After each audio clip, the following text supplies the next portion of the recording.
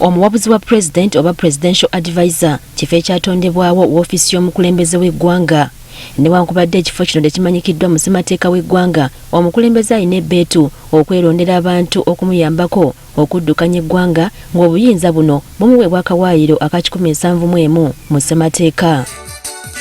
Mu kiseera kino omukulembeze alina abawabuzi abasukka mu 5.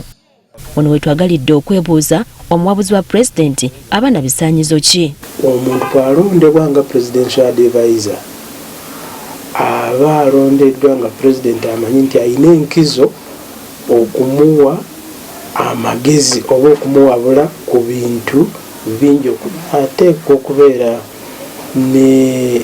n'okumanya ku nsonga eyo okumala. Dr. Sultani Kakuma, musomesa wa byabufuzi oba political science ku ttendekero lya Kyambogo, annyonnyola nti omuwabuzi wa pulezidenti alina okuba nga yeefumiitiriza ku kintu n'azuula omugaso gwakyo obutakozesa mukulembeze wa ggwanga nsobi singa aba alina okusalawo okwakoze okusinziira ku kuwabula kw'omuwabuzi we.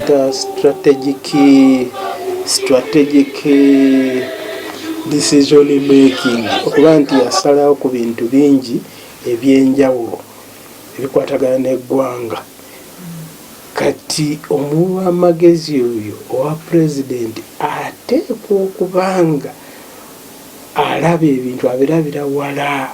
Kino nno kituleetera ekibuuzo ekigamba nti butyo omuwabuzi wa pulezidenti bw'alina okukola omulimu gwe. Akola okunoonyereza gwe.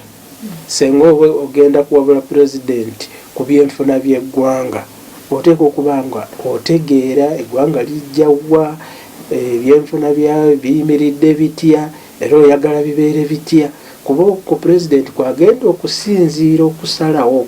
Dr. Kakuma agamba nti omuwabuzi alina okwekuumira mu mbeera gy'aba alondeddwamu. Awa pulezidenti endowooza y'abantu, ekitegeeza nti aba abawangaaliramu, abeebuuzaako n'amanya abantu balowooza ki.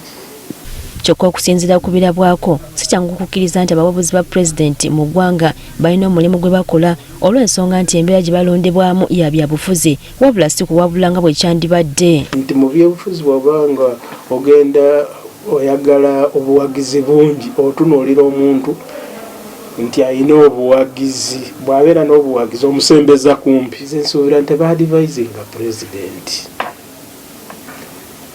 Ndowooza pulezidenti bw'abatuuza ate yabeera nga abaadivayizinga, kuba pulezidenti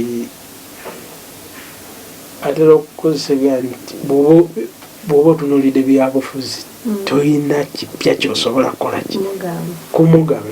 Kisaanye kimanyibwe nti omuwabuzi wa pulezidenti aba mukugu mu nsonga emu oba endala awa omukulembeze amagezi naddala mu kaseera ng'alina okusalawo okwayagala okukola okugwa mu kkowe eryo. Priska Namulema, Agafeeyo ku Spark TV.